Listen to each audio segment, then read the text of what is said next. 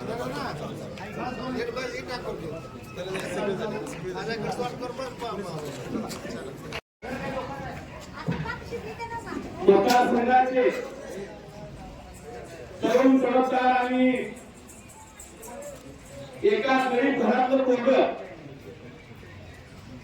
या लोकसभेचे उमेदवार आदरणीय रामभाऊजी सातपुते साहेब, कर्तव्यदक्ष आमदार आदरणीय समाधान दादा, भाजपचे निष्ठावंत श्रीकांत चव्हाण, आमचे शोधी बापू, माजी सभापती प्रदीप खांडेकर, आमचे महाराष्ट्र आदरणीय शिर्के डॉक्टर, सर्वांची नाव आता घ्यायची शक्य नाही. बापू बेटकीर असतील, आमचे रागे असतील, सर्वांची माफी मागून आदरणीय व्यासपीठ उपस्थित असलेले सर्व माझे ग्रामस्थ बंधू मित्र, ही निवडणूक ही देशाची निवडणूक आहे आणि देश सुरक्षित कोणाच्या हातात असला पाहिजे यासाठीच मतदान आपल्याला उद्याच्या 7 तारखेला करायचं. ही निवडणूक ग्रामपंचायती नव्हे, जिल्हा परिषदेची नव्हे, पंचायत समिती नव्हे किंवा भावकीची कुठे नाहीये. आजपर्यंत गेले 10 वर्ष मोदी साहेबांनी सातत्यानं देशाचा विकासाचा चढता क्रम जो जगामध्ये करून दाखवला, त्या मोदी साहेबांना जर मत दिलं असेल तर आपल्याला सोलापूर लोकसभेचे उमेदवार आदरणीय सातपुते साहेबांना मतदान द्यावं लागेल. मी जास्त विकास कामावर बोलणार नाहीये, कारण आदरणीय दादा असतील, शिंदे साहेब असतील आणि आदरणीय फडणवीस साहेब असतील, या राज्यातल्या शेवटच्या माणसाला विकासाचा निधी मिळाला पाहिजे, शेवटच्या माणसाला राज्यातल्या न्याय मिळाला पाहिजे, म्हणून ही एकत्र आलेली तिन्ही विकासू नेतृत्व आहेत. त्यामुळे विकासावर आज बोलणार नाहीये, नंतर आमदार साहेब वगैरे येतील, तुम्हाला जे पाहिजे ते देण्याचं त्यांनी मान्य केलेलं सगळ्याच गावामध्ये.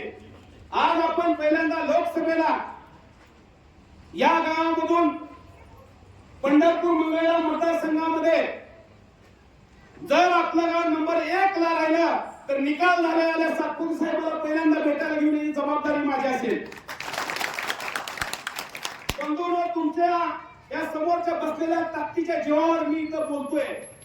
बोला का नको? बोला.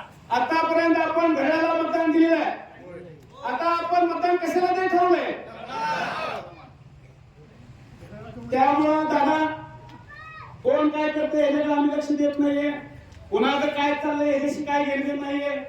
ज्याला मतदान देत नाही ती मराठा समाज मतदान देत नाही म्हणते, ज्याला कामच करायला नाही ती मुस्लिम समाज मतदान देत नाही म्हणते.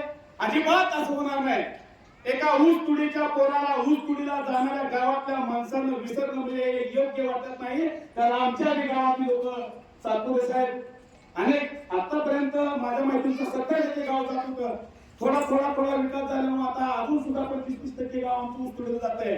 आणि मोदी साहेबांच्या गॅसच्या विषयी मी नाही बोलणार नाही, परंतु पाल्यावर भाकरी करणारी ऊस तुडीची बायका त्या मोदी साहेबांच्या गॅसमुळे ऊस तुडीला सुद्धा गॅसचा सिलेंडर घेऊन जाते आणि ती बाई एकदम सुरक्षित हेच मी सांगेन. कारण बाकी गॅसवर आली बोलतील.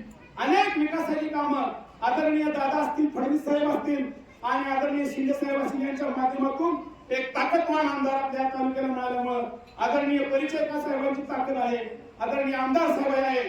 सातपुते साहेब, मी तुम्हाला ठामपणे सांगेन, आमच्या पक्षाची ताकद फार मोठी नाही पण कमी नक्की नाही. कारण 10,000 मतं ही अजितदादाला मानणारी मतं आहेत आणि ते तुमच्या पारड्यात प्रामाणिक पडणार आहेत. कारण तुमच्या ह्याची जिरवायची का त्याची जिरवायची, विधानसभेला जिरवायची स्पष्ट बोलणारा माणूस आहे. कारण बरं बोलून टाळा घेणारा हा मी कार्यकर्ता नाही, खरं बोलून लोकांच्या शिव्या मला खातील तर चालते, पण मी खरंच बोलणार आणि निश्चितपणे मी तुम्हाला तालुक्यात काय चाललंय नक्की मी तुम्हाला पुढे सांगेन. त्यामुळे इतकी मंडळी जोरात, इतकी सगळी स्टेजवर असताना मला वाटत नाही बाबा मतदान आपल्याला सण मानून काँग्रेसकडे आपण काय करावं. तुम्ही स्टेजवर मतदान नसेल मग काँग्रेसचं मत पडणार कुठलं, पश्चिम बंगालची लोक टाकणार का, मलाच काय कळलं. त्यामुळे आमच्या गावामध्ये असं काय होणार नाही. आयुष्यात कधी आम्ही कमाला मत दिलेलं नाही सातपुते साहेब, पण एकदा परिचारक साहेबांमुळे तो प्रयोग केला आणि 70% गावांनी कधी नाही ती कमाल आणलं. त्यामुळं आम्ही तुम्हाला मतदान द्यायच्या आधी थोडी सवय करून घेतल्यामुळं मला वाटत नाही तुम्हाला मतदान देताना आपल्याला असेल. सातपुते साहेबांशी जास्त बोलणार नाही, त्यांना आपल्याला ऐकायचं आहे. एक आक्रमक माणूस दिलदार माणूस, जमिनीवर माणूस, बांधाच्या शेतकऱ्याच्या बांधाची व्यथा माहीत असणारा माणूस, अजिबात केशी फिरणारा माणूस नाहीये.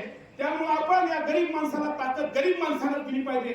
आपण काय लय मोठी माणसं नाहीये. त्यामुळे सातपुते साहेबांच्या पाठीमागे आपण सगळेजण उभा राहाल अशी मी अपेक्षा व्यक्त करतो. आणि निश्चितपणे सातपुते साहेब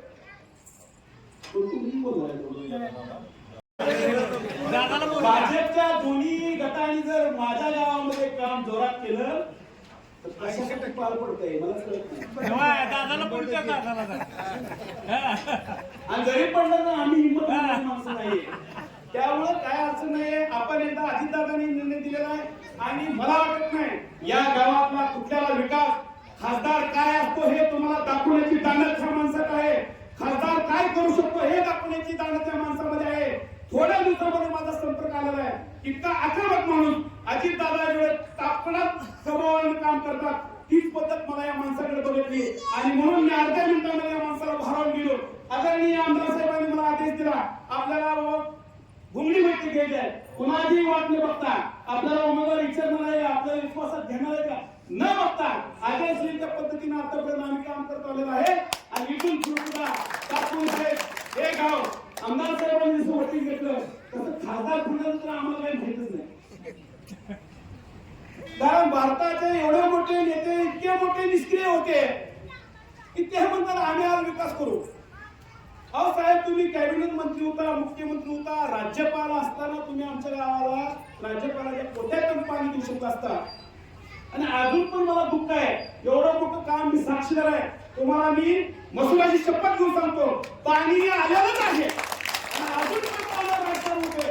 म्हणजे आमच्या चुलीत पुन्हा पाणी वाचण्याचं पाप कोण करत असेल तर त्याला खऱ्या शब्द बाजूला या निवडणुका झाल्यावर आपण काढलं पाहिजे आणि कामाला धरून सांगितलं पाहिजे. मूर्ख माणसं तुला काय माहिती तू माणसा तुला सगळे निवडणुकीत बोलू का आणि तुला पाण्याविषयी काय माहितीये. मी या गोष्टीचा साक्षीदार आहे. आदरणीय आमदार साहेबांनी फडणवीस असतील दादा असतील या सगळ्यांच्या आशीर्वादाने त्यांच्या माध्यमातून आपल्या 24 गावात येऊन 100% मार्गी लागलेला आहे. आणि जर आपल्याला विधानसभेच्या आधी जर आपल्या वाट्यात पाणी येत असेल तर आपल्या गावामधून आसपासच्या गावामधून फक्त भारतीय जनता पार्टीचे एक आक्रमक युवा गरीबाचा विद्यार्थी गुन्हा म्हणून कमळाच्या फुलाला मतदान दाबून तुम्ही जोरात मतदान करून आपल्या गावाचं लोकसभेमध्ये नाव नोंदणी करताल एवढीच अपेक्षा व्यक्त करतो. आज जानकर टीचर असे धनगर सगळे बोलतात ते काय सर्वपक्षीय आहेत. छोटा जानकर गेला मोठा त्यामुळे कसं आहे कालपर्यंत ती माणसं आम्ही उमेदवारांनी घेतली आणि पुन्हा लगेच तुम्हाला नाही म्हणलं मग आम्ही काय रस्त्यावर आहे का तुम्ही वरचं म्हणलं करा आम्ही असं नाही चालणार. प्रदीप खांडेकर असेल आम्ही असेल ज्यावेळेस धनगर समाजाच्या आरक्षणाचा विषय होता त्यावेळेस सातत्याने बाप असेल आणि त्या माणसांच्या पाठीमागे उभं राहिलो. पण स्वतःच्या सरकारपुटी जर काही करत असाल हे जनता आणि धनगर समाज खपून घेणार नाही. पुन्हा एकदा उभे करीत आनंदराव देवकर साहेबांचं राजकारण पोलिसांकडून तुम्ही सांगा. सुशील कुमार शिंदेसाठी त्या माणसाने राजीनामा दिला फिरकून त्या घराकडे बघत नाही. त्यामुळे तालुक्यातल्या धनगर समाजाला माझे हात जोडून विनंती आहे या माणसाच्या पूर्वी सुद्धा खड्यासारखं बाजूला काढून एवढ्या मार्गाने पडला पूर्वी पडली ते सुद्धा जर राजकारणात आरोप करूया आणि भारतीय जनता पार्टीच्या उमेदवार मागे उभा राहून विकास आपल्या गावाकडे आणूया एवढीच अपेक्षा व्यक्त करतो आणि मी थांबतो. पुन्हा एकदा मतदान कशाला लागणार हात म्हणून सांगा.